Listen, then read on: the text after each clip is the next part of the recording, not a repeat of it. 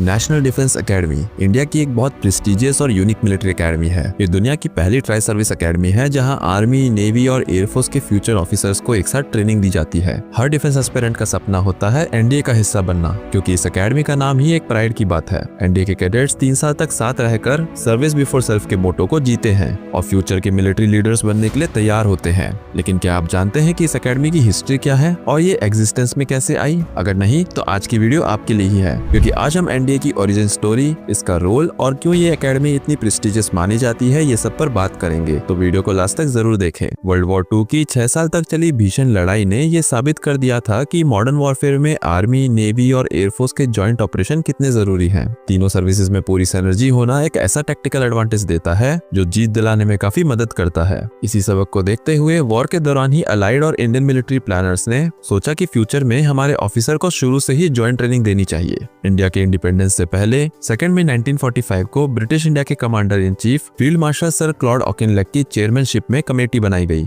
इस कमेटी को यह फिजिबिलिटी एग्जामिन करने का काम मिला कि क्या आर्मी, नेवी, एयरफोर्स के ऑफिसर कैडेट्स को एक साथ ट्रेन करने वाली एक एकेडमी बन सकती है या नहीं। उस समय तक दुनिया में ऐसी कोई खास ट्रेनिंग एकेडमी मौजूद नहीं थी जहां ट्राई सर्विस की कंबाइंड ट्रेनिंग हो, तो ये एक बिल्कुल नया और विजनरी कॉन्सेप्ट था। कमेटी मेंबर्स ने कई विदेशी मिलिट्री एकेडमीज का दौरा किया और उनके ट्रेनिंग मॉडल्स को स्टडी किया। काफी रिसर्च के बाद कमेटी ने एक इंडियन वॉर एकेडमी का ब्लूप्रिंट तैयार किया जो ट्राई सर्विस ट्रेनिंग प्रोवाइड करने का विजन रखता था। लेकिन 1947 में देश को आजादी मिलने और पार्टीशन होने से ये प्लान अचानक थम गया और फील्ड मार्शल ऑकिनलेग को 15 अगस्त 1947 को अपने पद से हटना पड़ा और जो जॉइंट एकेडमी का ब्लूप्रिंट उन्होंने तैयार किया था वो फाइलों में ही रह गया। लगभग 8 महीने तक ये प्लान ऐसे ही पड़ा रहा। वही नए भारत की आर्म फोर्सेस को बहुत से नए ऑफिसर्स की जरूरत थी, यानी ऑफिसर्स की भारी कमी महसूस की जा रही थी। इस शॉर्टेज की वजह से इंडिपेंडेंस के कुछ ही महीनों बाद उस समय के deputy prime minister Sardar Vallabh भाई पटेल ने धूल में जम रही उस रिपोर्ट को फिर से निकाला और चीफ ऑफ स्टाफ कमेटी को रिव्यू के लिए भेजा।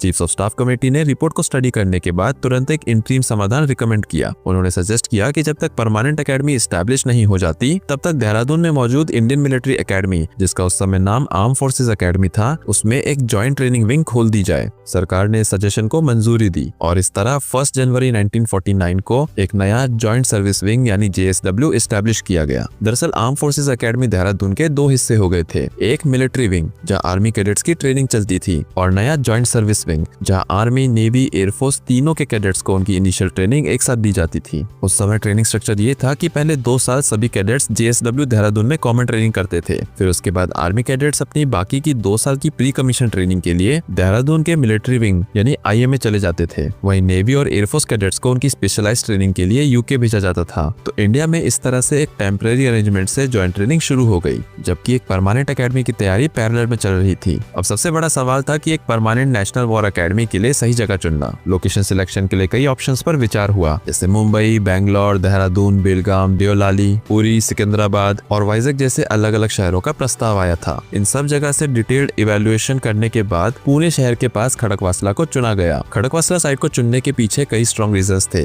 वहाँ का क्लाइमेट ट्रेनिंग के लिए सूटेबल था, एरिया का टेरेन मिलिट्री ट्रेनिंग के लिए परफेक्ट है और पुणे में पहले से ही एक ऑपरेशनल एयरबेस नजदीक में मौजूद था। इन सब के अलावा खड़कवासला अरेबियन सी से भी ज्यादा दूर नहीं है, तो नेवी रिलेटेड ट्रेनिंग की भी सुविधा रहेगी और इन सब फैक्टर के चलते खड़कवासला को एनडीए कैंपस बनाने के लिए सूटेबल माना गया। अच्छा, वहीं दूसरी तरफ इंटरिम JSW शुरू होने के लगभग 10 महीने बाद 6 अक्टूबर 1949 को हमारे उस समय के प्रधानमंत्री पंडित जवाहरलाल नेहरू ने खड़कवासला में नई एकेडमी का फाउंडेशन स्टोन रखा। कंस्ट्रक्शन स्टार्ट हुआ और अगले कुछ सालों में एकेडमी बनकर तैयार हो गई। आखिरकार 7 दिसंबर 1954 को नेशनल डिफेंस एकेडमी को फॉर्मली कमीशन कर दिया गया और उसके ठीक 1 महीने बाद 16 जनवरी 1955 को एनडीए का पुणे में इनॉग्रेशन सेरेमनी कंडक्ट किया गया। देहरादून में चल रही जॉइंट सर्विस विंग को ऑफिशियली बंद करके पूरा सेटअप पुणे ट्रांसफर कर दिया गया। देहरादून से खड़कवासला तक कैडेट्स और ट्रेनिंग इंफ्रास्ट्रक्चर की हिस्टोरिक माइग्रेशन को एक कोड नेम दिया गया, दैट इज ऑपरेशन बदली। ऑपरेशन बदली के तहत ट्रेन्स और कॉन्वॉयज के थ्रू सभी कैडेट्स, इंस्ट्रक्टर्स और सामान को पुणे शिफ्ट किया गया। अच्छा, इसकी प्लानिंग और एग्जीक्यूशन इतनी बेहतर थी कि इस पूरी शिफ्टिंग में टोटल सिर्फ 5 रुपए का नुकसान हुआ। जी हाँ, केवल 5 रुपए का माइनर डैमेज रिपोर्ट हुआ। ये फैक्ट एनडीए की हिस्ट्री का का एक मजेदार फुटनोट है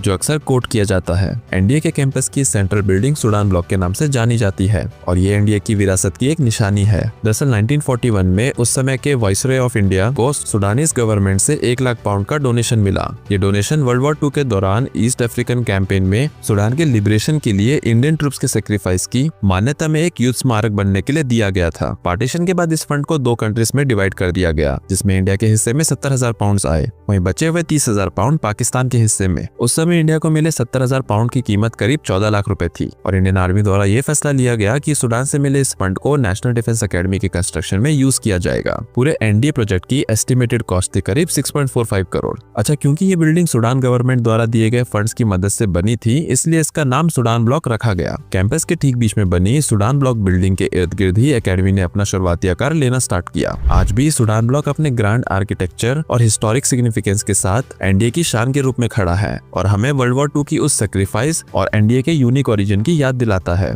इस 3 स्टोरी बिल्डिंग के सिग्निफिकेंस का आइडिया आप इस बात से लगा सकते हो कि एनडीए के हेडक्वार्टर समेत commandants office, department of English, Hindi, history, economics, political science and foreign languages, ये सब सूडान ब्लॉक में मौजूद है। मैं उम्मीद करता हूँ कि अब आप समझ गए होंगे कि ये प्रेस्टिजियस एकेडमी कैसे एग्जिस्टेंस में आई और क्यों ये अपने आप में एक यूनिक मिलिट्री एकेडमी है। अच्छा, बहुत सारे एस्पिरेंट्स एनडीए ज्वाइन करने का सपना देखते हैं, लेकिन प्रॉब्लम ये होती है कि एग्जाम का पैटर्न और सिलेबस स्ट्रक्चर समझ नहीं आता। अगर आपका भी लक्ष्य एनडीए 2026 एग्जाम को क्रैक करने का है तो मैं आपको रिकमेंड कर रहा हूँ मिशन एनडीए बुक और NDA countdown mock test papers, जो बिल्कुल यूपीएससी एनडीए पैटर्न के हिसाब से बनाए गए हैं और आपकी हेल्प करेंगे एनडीए एग्जाम को क्रैक करने में। और हाँ दोस्तों, प्रिपरेशन लक पे नहीं, स्ट्रेटेजी पे छोड़िए। बाकी ये बुक्स आपको अमेजॉन और फ्लिपकार्ट पर मिल जाएंगी। बाकी एनडीए सीरीज की न्यू वीडियो हर फ्राइडे शाम 6 बजे आएगी और आपसे कोई वीडियो मिस ना हो जाए, इसलिए आप चैनल को सब्सक्राइब करें और बेल आइकन को जरूर ऑन करें। बाकी लाइक करें इस वीडियो को और अपने दोस्तों के साथ भी शेयर करें। जय हिंद।